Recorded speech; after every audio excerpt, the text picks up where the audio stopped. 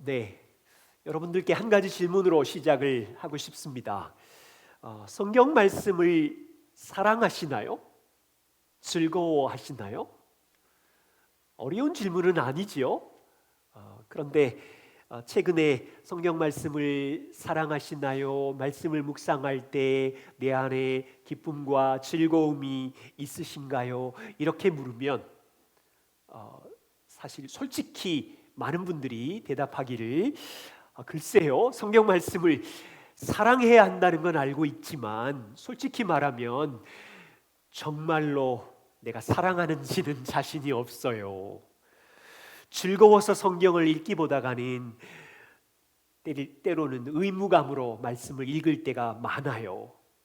말씀을 내 안에 즐거움과 달고 오묘한 것으로 읽어야 하는 것이 맞지만 돌아보면 그럴 때가 거의 없어요. 이렇게 이제 대답하는 솔직한 분들이 있으시지요? 사실은요, 저도 오랜 시간 그랬습니다. 저 자신도 말씀이 지혜이고 사랑이라고 알고 있지만 많은 시간 동안 말씀은 저에게 의무적으로 읽었던 아주 훈련되지 않는 근육 중에 하나였어요. 불과 한 5, 6년 정도 됐나요? 그때부터 말씀이 진짜 달구나. 너무 놀라운 지혜가 있네. 이제 이해해 가고 있습니다. 아마 그 악기를 배울 때, 운동을 배울 때 가장 어려운 건 기본 동작일 거예요. 음악을 하는 사람은 호흡법이라 할지 운동의 기본 동작이 진짜 힘들잖아요. 이 기본 동작만 자연스러워지면 축구도 재밌고 악기 연주도 재밌고 그렇죠. 그런데 금방 기본 동작은 흐트러지고 그렇죠? 말씀은 이게 성도의 아주 기본적인 근육이고 즐겁고 사랑스러워야 되는데 이것이 즐거움이 되려면 시간과 과정이 많이 필요합니다. 오늘 시편 119편은 구약의 한 성도가 하나님의 말씀을 사랑한다고 고백하는 시입니다. 시. 별명을 붙이자면 말씀 사랑 시라고 할 수 있어요. 여러분 성경은 66권이고요. 1189장인데 시편 119편이 가장 길어요. 176절이나 됩니다. 어마어마하죠? 시편 119편을 읽으면 구약의 한 성도가 하나님의 말씀을 정말로 기뻐하고 교제하고 있다는 것을 알게 돼요. 여기 176절 안에 이 성도가 하나님의 말씀을 즐거워합니다, 사모합니다 라는 말이 25번 이상 나타나요. 정말로. 생각해 보세요. 이 시는 지금으로부터 한 3000년은 더 된 시인데 구약 성도가 우리가 가지고 있는 성경, 신약 성경 한 권도 없었을 거예요. 이분은. 또 구약 성경도 39권이 전체 없었고 일부만 있었을 거예요. 작은 분량의 성경을 갖고 있는데도 불구하고 이 성도는 하나님의 말씀을 알아가는 즐거움을 고백하고 있어요. 이 시편은 상당히 특이합니다. 그 히브리어가 알파벳이 22개인데요. 22개인데 이 22개를 한 알파벳당 8절씩 묶어서 22 곱하기 8 해보세요. 176절이 나옵니다. 히브리 첫 번째 알파벳이 알레프인데요. 이 알파벳 첫 번째 것을 가지고 각 절이 1절이 알레프로 시작하고요. 2절도 알레프를 시작하고요. 3절도 알레프를 시작하면서 8절을 묶어가지고 두 번째 알파벳이 베트인데 8절이 9절이 베트로 출발하고요. 10절도 베트로 출발해서 시를 썼어요. 그래서 22번째 알파벳까지 하나님의 말씀을 시로 이렇게 표현한 거예요. 그리고 이 저자는 하나님의 말씀을 8개의 단어로 표현을 합니다. 여기 보이시죠? 교훈, 증거, 법도, 율례, 계명, 판단, 말씀, 약속. 이 8개의 단어가 다 말씀이라는 뜻인데 이 176절 모든 절마다 다 있어요. 아마 한 4절 빼고 여러분 찾아보세요. 그래서 모든 절마다 이 말씀이라는 단어가 8개의 단어로 표현되면서 히브리 알파벳의 하나를 갖고 시작을 각 절마다 이 알파벳으로 시작해서 8절을 묶어가지고 176절까지 하나님의 말씀에 찬란한 사랑을 고백하는 거예요. 참 히브리인들은 뛰어난 지혜를 가졌어. 좀 쉽게 한국식으로 설명해 볼게요. 우리나라 말에 첫 자음이 기억이지요. 그러면 이렇게 하는 거예요. 1절 기억이 들어간 기대되는 말씀 어쩌고 어쩌고. 2절 기억이 들어가야 되겠죠. 가다가도 생각나는 말씀 뭐 이런 식으로. 3절에도 기억으로 들어가야 되겠죠. 가장 놀라운 지혜의 말씀. 이게 8절이 되고요. 9절에 가면 다시 두 번째 알파벳 니은으로 시작해서 이렇게 말하는 거예요. 니은, 나를 사랑하는 하나님의 말씀. 10절에도 니은이 들어가야 되겠죠. 내가 평생 의지해야 되는 말씀. 자, 11절에도 니은이 들어가야 되겠죠. 나라가 건국 이념으로 백성들에게 가르쳐야 되는 말씀. 뭐 이런 식으로 해서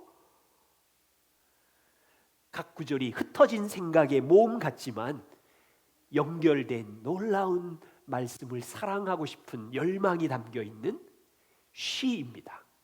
오늘은 이 176절을 다 볼 수는 없어요.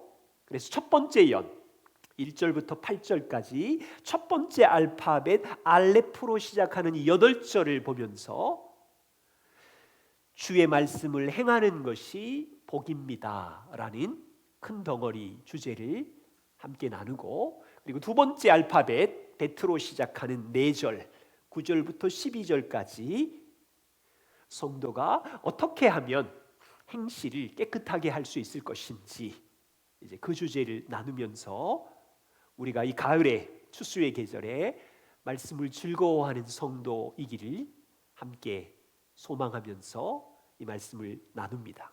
자, 첫 번째입니다. 1절부터 8절 전체 주제는요, 주의 말씀의 길로 행하는 것이 복입니다 라는 고백이에요.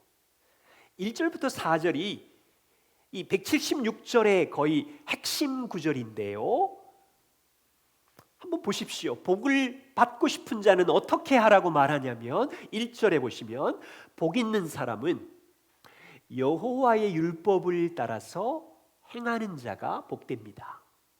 2절은 여호와의 증거 말씀이라 그랬죠. 여호와의 말씀을 지키고 그 말씀을 마음을 다하여 전심으로 여호와를 구하는 자가 복됩니다. 3절 복 있는 사람은 일상의 삶에서 불의를 행하지 않고 주님의 말씀의 도를 행하는 사람이 복됩니다. 보세요. 시편 성도는 전체 176절의 요약으로 복 있는 사람은 하나님의 말씀의 길을 삶에서 행하는 자다 이렇게 시작하고 있어요. 그러면 우리 중에 한 분은 이렇게 질문할 수 있어요. 목사님 이상한데요? 우리는 매주마다 복음을 들었는데 여기 성도는 복이 말씀을 행하고 지키는 건데 우리가 매주마다 들었던 복은 복음의 은혜의 복이 아닌가요? 그리스도께서 행하신 십자가와 부활로 인하여 이미 우리는 복을 다 받았잖아요. 그리스도가 우리 대신 십자가에 형벌을 지고 죽으심으로 우리가 하나님의 자녀된 게 복이잖아요.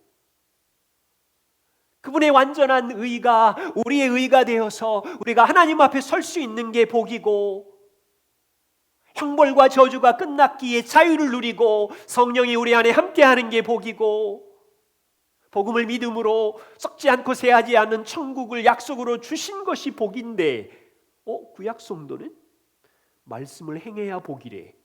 좀 이상한데요? 여러분, 복음으로 주신 복, 우리 잘 이해하고 맞아요. 그러면 구약 성도는 이 신약의 복음을 듣지 못해서, 읽지 못해서 행하는 것이 복이라고 강조하는 것입니까? 어때요? 자, 시편 119편의 말씀을 행하는 것과 복음으로 주신 복은 전혀 1도 갈등이 없어요. 여러분 잘 이해하셔야 돼요. 시편 119편의 말씀을 행한다는 의미는 복음의 말씀을 우리 삶에 적용한다, 이런 의미예요. 우리가 가지고 있는 복음의 능력의 말씀이 일상의 삶에서, 학교에서, 가정에서, 인간관계에서, 직장 모든 영역에 적용될 때, 행할 때 복이 된다는 의미예요. 여러분, 복음은 예수 그리스도께서 역사 가운데 이루신 객관적인 사실이지요. 죄의 문제도 해결했죠. 그럼 이것이 능력이 되려면 일상의 삶에 밀려오는 죄책감을 이겨내야 복이 되는 거죠. 보세요. 여러분들에게 복음의 말씀이 뿌려졌는데 자기 분노를 절제하지 못하고 내게 죄를 지은 자를 용서하지 못하면 복음이 적용된 게 아니니까 복이 아니지요. 고통이지요.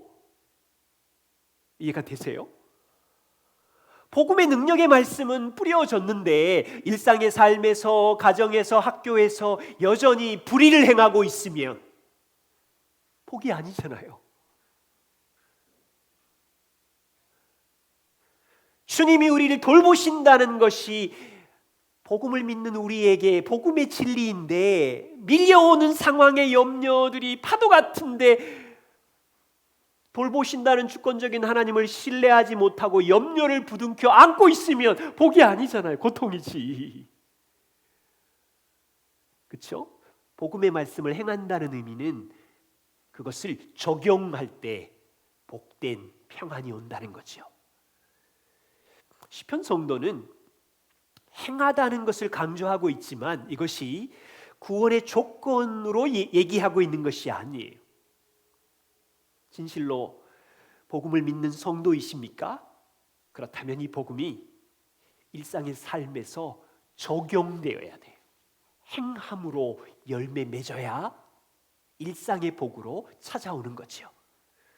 물론 누구도 우리 모두가 복음을 따라서 완벽하게 흠없는 사람으로 살아갈 수는 없어요. 역사 가운데 그럴 수 있는 사람은 한 명도 없어요. 우리는 죄인이기 때문에. 그렇지만 복을 누리려면 평생 객관적인 진리이신 이 복음의 말씀이 내 삶에 적용되고 지켜지고 행하기를 힘써야 이 복음의 능력의 기쁨이 경험되는 거죠. 그것을 말하는 거예요. 시편 성도는 1절과 4절에서 복 있는 자의 길은 말씀을 적용하는 길인 것을 고백한 다음에 이제 5절부터 8절에 기도하고 있어요. 하나님, 하나님의 말씀의 길을 따라가도록 도와주십시오.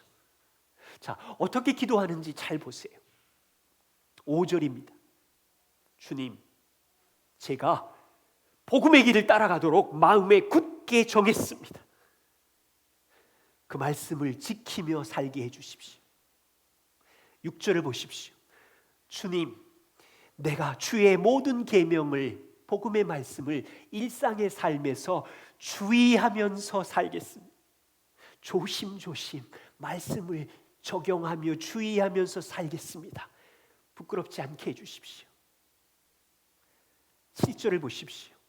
주님, 제가 주의 모든 계명을 일상의 삶에서 배우겠습니다. 여러분, 말씀을 배우겠대요. 그때 정직한 마음이 내 안에 있어서 감사하게 해주십시오. 8절을 보십시오. 주님, 제가 주의 율례들을 지키겠사오니 저를 버리지 마십시오. 여러분, 이게 좀 어려워요? 아니죠? 자, 우리 기도로 바꿔야 돼요. 이제 추수의 계절인데 어떻게 기도하시나요? 여기 시편 성도의 기도를 잘 보시면 우리가 기도해야 할 원리들이 잘 나와 있어요. 5절을 다시 보십시오. 주님, 우리 마음이 복음의 말씀을 지키기로 아주 강하게 굳게 마음을 정했습니다. 주의 복음을 따라서 지키며 일상을 살게 도와주십시오. 자, 보이나요? 6절을 보십시오. 주님, 제가 모든 계명을, 말씀의 길을 가정에서든지 학교에서든지 직장에서든지 인간관계에서 모든 길에서 말씀의 길을 따라 주의해서 살겠습니다. 제가 수치를 당하지 않게 해주십시오. 지금 성도가 땅에서 수치를 당하지 않게 해달라고 기도하고 있나요? 그럴 수도 있어요. 주님, 제가 말씀 따라 살게요. 학교에서 수치 안 당하고 직장에서 수치 안 당하게 해주세요. 이렇게 기도하고 있는 것 같지만 시편 119편 전체를 보면 아니에요. 왜냐하면 시편 성도는 곳곳에서 수치와 비방을 당하고 있거든요. 조금 후에 말씀을 드릴게요.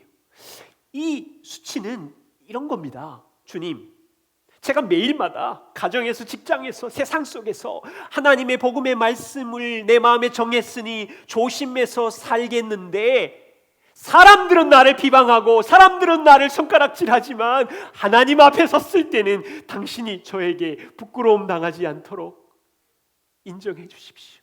이 말입니다. 다시 말하면 주님, 제가 말씀 붙들고 살겠으니 이름만, 문임만 하나님의 자녀인 거 싫어요. 복음의 열매가 있는 성도이고 싶어요. 이런 뜻입니다. 여러분, 기도 참 좋지요? 우리가 이제 기도할 때 주님, 제가 말씀의 길을 따라서 아이들을 양육하고 말씀의 길을 따라서 이 기업을 운영할 때 일상을 살겠습니다. 어쩌면 사람들은 너 왜 그렇게 사니라고 조롱할 수 있겠지만 하나님 앞에 섰을 때 말씀의 길을 따랐으니 주님, 제가 부끄럽지 않는 성도로 주 앞에 착하고 충성된 종이라는 당신의 칭찬을 듣게 해주십시오. 너무 탁월한 기도입니다. 7절을 보십시오. 주님, 제가 주의 의로우신 판단 나왔죠? 말씀입니다.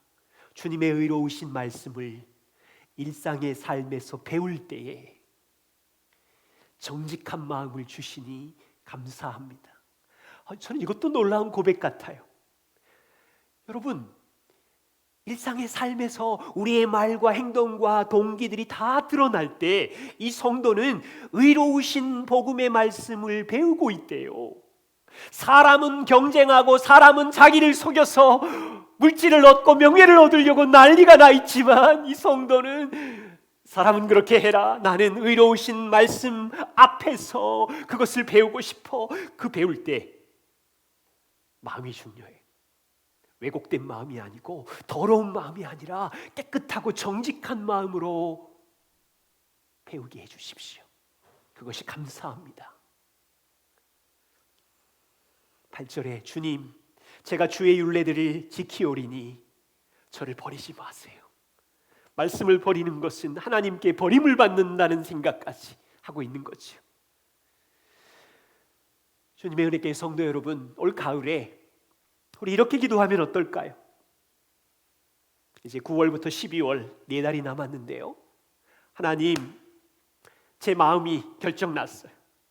세상이 뭐라고 해도 저는 말씀의 길을 따라서 이 후반기 걷겠습니다. 주의 말씀을 적용하고 배우고 아이들과 있을 때, 이웃과 있을 때 어떤 상황이든지 그 말씀을 지키며 살다가 사람에게 비방과 수치를 받아도 괜찮지만 하나님 앞에 섰을 때 이 말씀대로 살았기에 칭찬 듣게 해주십시오. 이 기도를 성도는 하고 있습니다. 두 번째 주제입니다. 8절과 12절. 보세요. 이 시편 성도가 말씀을 행하는 길을 따르게 해 주십시오. 이것이 복입니다. 고백하고 기도로 바꾼 다음에 이제 두 번째 알파벳 베트를 갖고 9절에 이렇게 시작합니다. 청년이 무엇으로 그의 행실을 깨끗하게 하리이까? 주의 말씀만 지킬 따름입니다. 청년이라는 단어를 썼어요. 아마도 이 저자가 청년 같아요. 그러나 우리는 하나님의 말씀대로 살려는 자녀들이기에 젊은 여자, 나이 드신 분, 우리 자녀들도 하나님의 말씀을 지켜야 되는 모두가 대상이지요. 굉장히 중요한 질문을 던졌어요. 하나님, 성도가 어떻게 해야 행실을 깨끗하게 할 수 있습니까? 여러분, 이게 말씀을 따라서 거룩한 삶을 사는 건데 시편 119편 전체를 보시면 행실을 하나님 앞에 깨끗하게 살지 못하게 하는 많은 장애물들이 있어요. 두 가지만 소개할게요. 첫 번째 장애물은 인생을 살아가는 동안 세상의 비방이 우리의 장애물이고, 두 번째는 죄성인데요. 자, 첫 번째 장애물을 보시죠. 23절과 24절입니다. 보시면 고관들도 앉아서 나를 비방하였사오나 주의 종은 주의 율례들을 작은 소리로 읊조렸나이다. 주의 증거들은 나의 즐거움이요 나의 충고자입니다. 이 장면을 상상해 보세요. 고관들이 누구예요? 도시에 힘 있는 자, 권력자들, 거물들이잖아요. 근데 지금 뭐 하고 있냐면 앉아 있어요. 폼 잡고. 그리고 눈을 아래로 내다보고 있는지 모르지만 하나님의 말씀을 사랑하는 자들을 향하여 비방하고 있어요. 여러분, 이 장면이 이제 연상이 되시나요? 뭘 비방할까요? 야, 너희 하나님이 참 하나님이냐? 하나님이 죽음 이후에 천국이 있대? 공터리 같은 말이 어디 있니? 야, 하나님의 아들이 이 세상에 왔다고? 너희 죄를 위해서 죽었어? 웃기고 있네. 뭐 이런 비방 아니겠어요? 세상 사람들이. 그때 주의 종이 어떻게 합니까? 이 구절을 잘 보세요. 이 비방 속에서도 주의 종이 주의 율례를 작은 소리로 읊조리는 거예요. 비방이 날라오면 힘들잖아요. 그런데 복음의 말씀을 작은 소리로 읊조리는 거예요. 우리식으로 말하면 비방이 몰려오지만 야, 하나님의 아들이 나를 죽기까지 사랑하신 거 맞아. 읊조리는 거예요. 내 죄가 사함받는 게 맞아. 그리스도의 의가 내 옷이야. 나는 하나님 앞에 인정받았어. 복음의 증거들을 읊조리면서 이 성도는 이 고백을 하는 거예요. 복음의 증거들이 나의 즐거움이고 나의 충고자니라. 너무 놀라운 표현 아니에요? 위로자니라. 사실은요, 말씀을 따라 살아가는 우리들 성도들은 도시의 거물들, 고관들 앞에는 초라하고 보잘것없는 자들이지요. 도시의 권력자들이 자기가 쌓은 힘과 권력과 재물로 믿는 우리들을 향하여 비웃음을 한다면 우리는 진짜 초라하지요. 그런데 주의 종은 복음의 증거들을 붙잡고 있는 거예요. 그것을 읊조리면서 묵상하면서. 세상의 도시 사람들이 비웃음만 하고 있는 게 아니에요. 여러분, 시편 이 전체 몇 구절을 제가 소개해 드릴게요. 우리를 공격해요. 69절입니다. 교만한 자들이 거짓으로 나를 치려 하였사오나. 공격하고 있는 거예요. 85절이에요. 교만한 자들이 나를 해하려고 웅덩이를 팠나이다. 보세요, 지금 하나님 없이 사는 사람들이 성도를 그냥 두는 게 아니에요. 의도적으로 성도들을 괴롭히려고. 웅덩이 파려면 시간 얼마나 많이 걸리겠어요? 에너지가 엄청 들었을 텐데. 의도적으로 해하려고 웅덩이를 파고 110절을 보세요. 악인들이 나를 해하려고 올무를 놓았사오니. 122절, 교만한 자들이 나를 박해하고 있는 거예요.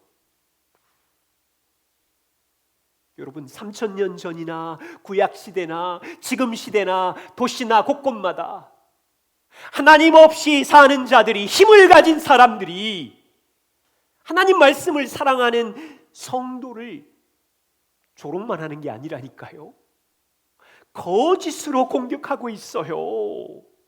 복음으로 사는 자들을 의도적으로 시간과 에너지를 들여서 웅덩이와 올무를 파고 박해하고 있어요. 이것은요, 모든 시대마다 하나님께 속한 자들이 당하는 조롱과 박해입니다. 인정해야 돼. 다양한 비방을 우리는 알고 있어야 돼. 그런데 이것을 어떻게, 이런 게 밀려오면 행실을 깨끗하게 하기가 어렵지요. 공격하고 싶고 같이 싸우고 싶고. 성도의 고백을 보십시오. 69절에 나를 공격하지만 내가 말씀을 지키겠나이다. 85절에 나를 해하려고 구덩이를 팠지만 주님의 계명은 신실합니다.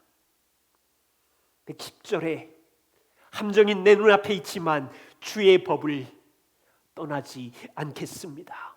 박해가 있지만 122절에 주님, 저는 의로우신 말씀을 사모합니다. 보이세요? 우리가 이 땅을 사는 동안 행실을 깨끗하게 하는 성도로 살아갈 때 세상이 박수치지 않아요. 우리를 향하여 비방과 핍박이 있지만 우리는 굳은 결심을 하고 복음의 말씀을 그 모든 상황 속에서 붙잡고 뚜벅뚜벅 걸어가고 있는 하나님의 사람이에요. 그렇게 여러분들이 지금까지 살아주시고 또 남은 가을에도 그렇게 달려주시면 고맙겠습니다. 한 가지 예를 들게요. 우리가 사는 현대사회는 하나님의 말씀을 따라 살아가는 우리를 공개적으로 비방하는 시대입니다. 진짜예요. 1969년에 아메리칸 시큐리티 카운슬이라고 하는 곳에서 작성한 문서를 소개합니다. 1969년에 이 문서의 목표가 있어요. 무기가 없이 이룰 수 있는 무신론 사회가 목표였어요. 하나님 없는 무신론 사회를 목표로 하기 위해서 몇 가지 제시를 했어요. 그 중에 한 서너 가지를 소개하면, 책이나 잡지나 영화나 라디오, 텔레비전에서 포르노와 외설을 권장해라. 그래서 도덕적인 기준을 무너뜨려라. 그리고 외설이 막 일어날 때 이 외설을 통제하는 법을 언론의 자유에 대한 억압이라고 몰아붙여서 그런 검열하는 법을 폐지시켜라. 세 번째, 가족을 하나의 제도 정도로 격화시키고 모두 다 우리의 권리가 있으니 이혼을 권장하는 사회를 만들어라. 네 번째, 동성애와 난잡한 성행위들이 인간의 인권과 권리에서 정상적이고 자연스러운 것이라고 선전해라. 그렇게 되면 하나님 없는 무신론 사회가 될 것이다.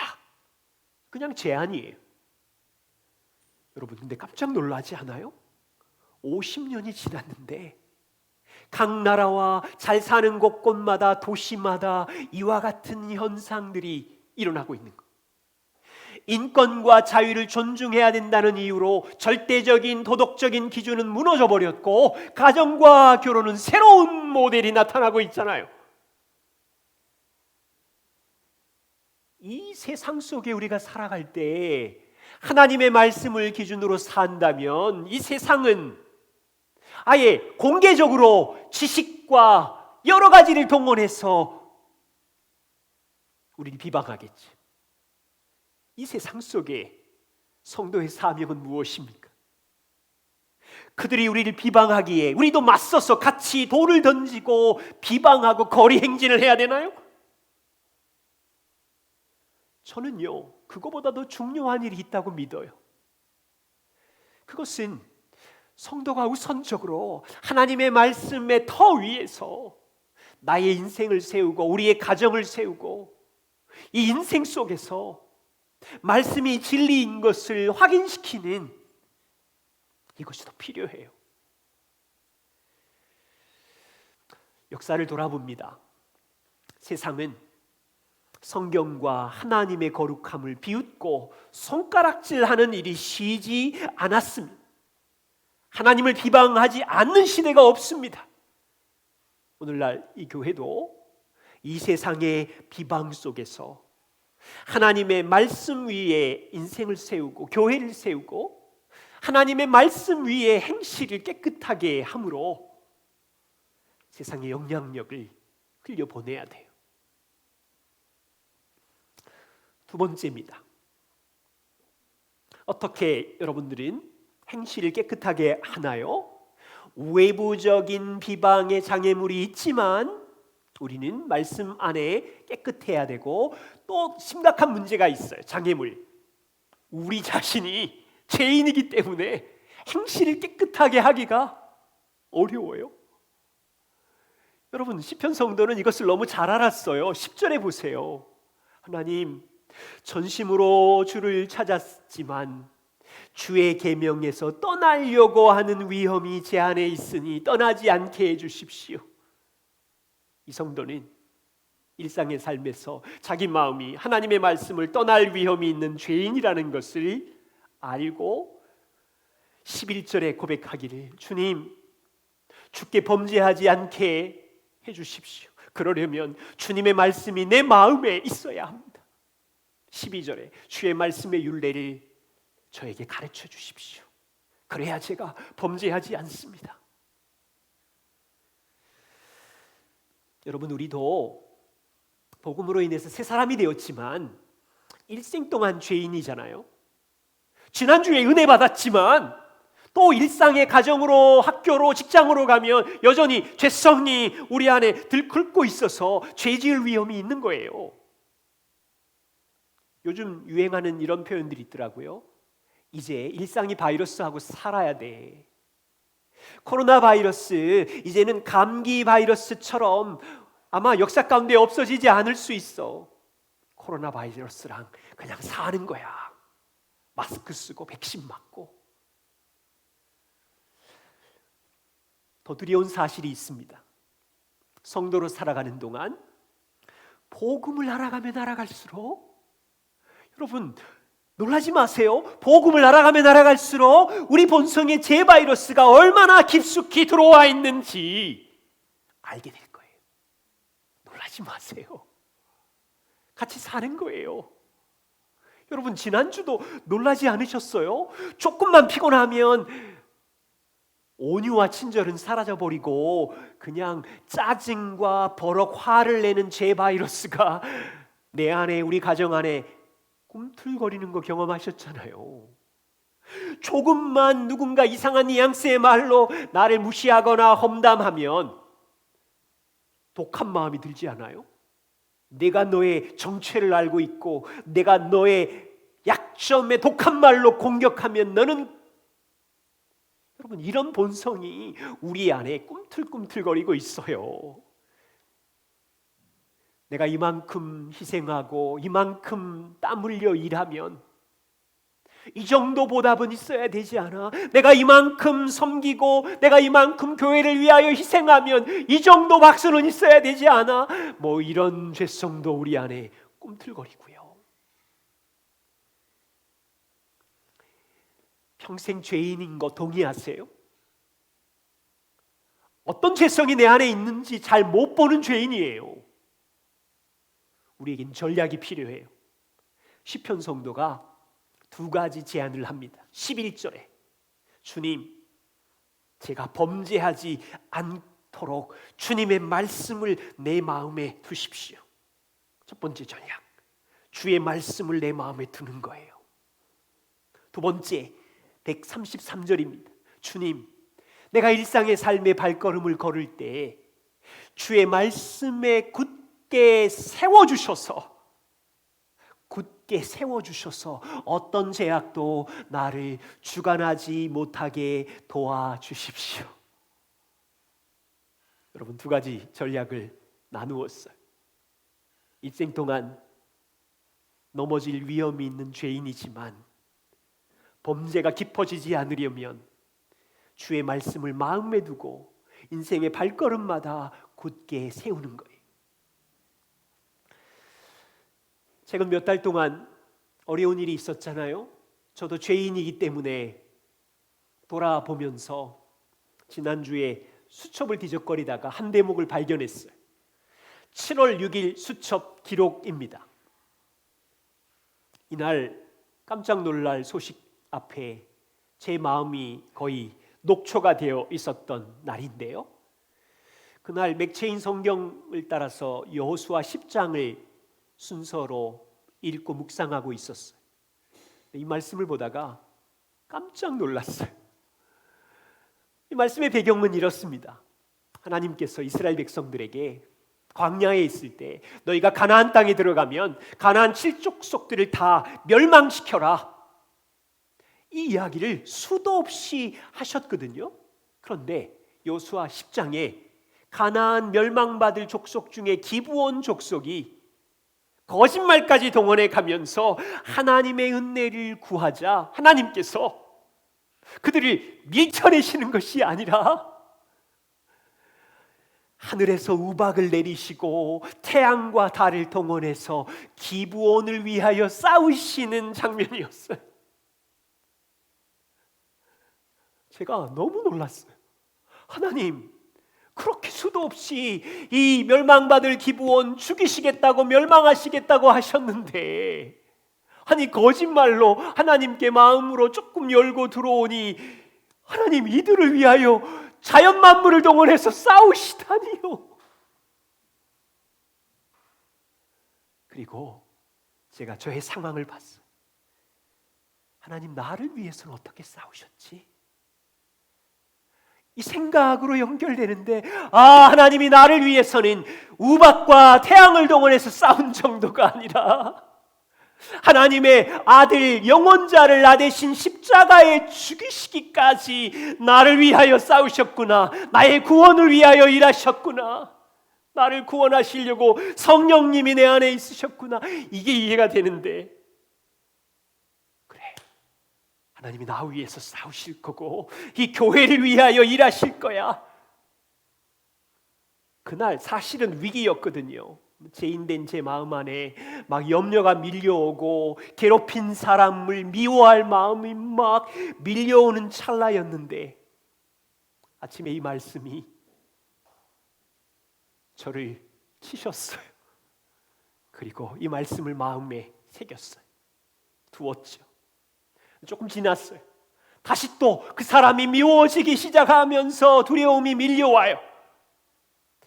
시간의 인생의 발걸음마다 하나님, 아침에 기브온을 위해서 싸우신 하나님이셨지요. 지금 제가 여기서 할 수 있는 일은 거의 없지만 당신의 말씀을 나를 위해서, 이 교회를 위해서 싸우실 것을 제가 이 발걸음에서 굳게 붙잡고 걷겠습니다.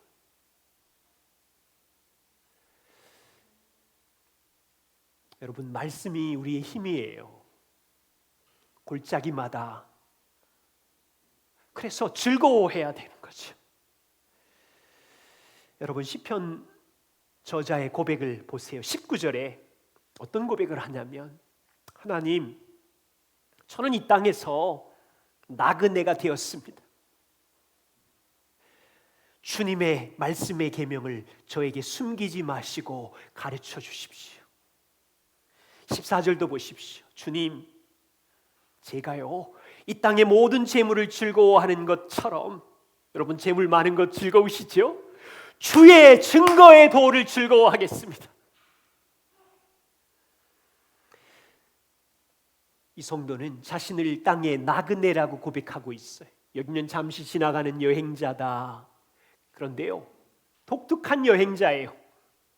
도시 모든 사람들이 그렇게 좋아하는 모든 재물을 우리도 즐거워하는데, 이 성도의 고백은 땅의 사람들이 재물과 돈을 좋아하는 것처럼 주님의 도를 매일마다 제가 즐거워하며 좋아하겠습니다. 오늘 저와 우리 모두의 믿음의 눈을 열어주셔서 이 땅이 나그네로 사는 자임을 우리에게 가르쳐 주시기를 원합니다. 그리고 우리 안에 말씀을 즐거워함이 땅의 사람들이 재물을 좋아하는 것처럼 즐거워하는 믿음을 저와 우리에게 주시기를 원해요. 요즘 대한민국은 살기가 너무 좋아요. 지방자치가 잘 되어 있고요. 막 선진국 대열에 들어가 있어가지고 도시마다 가보면 볼거리, 먹을거리 얼마나 좋은지 몰라요. 동의하세요? 여러분, 우리에게 아파트, 영원한 집 아니에요. 속상하시겠지만 땀 흘려서 30평, 40평 넓혀놨는데 그냥 임시 거처에 지나가는 것이. 우리 가족도요, 나그네 의식이 있으면 여기서 잠시 50년, 100년 함께 있는 임시 가족이지 하나님 앞에 영원한 가족이 있는 거예요. 내가 땀 흘려서 쌓은 통장의 재산은요, 인생의 나그네의 여행 가방에 있는 주님이 맡겨주신 거예요. 내 것처럼 생각하지 마세요. 우리는 시간의 청지기로, 물질의 청지기로 그냥 살아가는 주의 종, 나그네임을 기억하는 거예요. 오히려 나그네에게 중요한 것은 무엇이냐면, 주여, 나그네 인생길을 걸어가는 동안 주님의 말씀을 저에게 숨기지 마십시오. 주님의 말씀의 비밀을 저에게 가르쳐 주십시오. 도시 사람들은 물질의 부유함을 즐거워하고 자랑하지만 주님, 저는 영원한 변하지 않는 진리의 말씀을 재물보다도 좋아하겠습니다. 우리 다시 피곤한 육체를 일으켜 세우고요, 추수의 계절에 하나님의 말씀 앞에 함께 나가기를 소망합니다. 9월에 맥체인 따라서 말씀 묵상도 다시 시작하는데, 그냥 의무적으로 의식적으로 말씀에 참여하는 자가 아니라 배워가는 거지. 이것을 어떻게 적용할 수 있을까? 몇 줄 적는 게 중요한 게 아니지요. 주석책을 보고 이 말씀을 해석하는 열심은 감사한데, 이것을 일상의 삶에 어떻게 적용하며 열매 맺는 복 있는 우리 인생이 될지를 고민하자는 거죠. 그렇게 함께 믿음의 길을 걸어 주십시오. 같이 기도하겠습니다.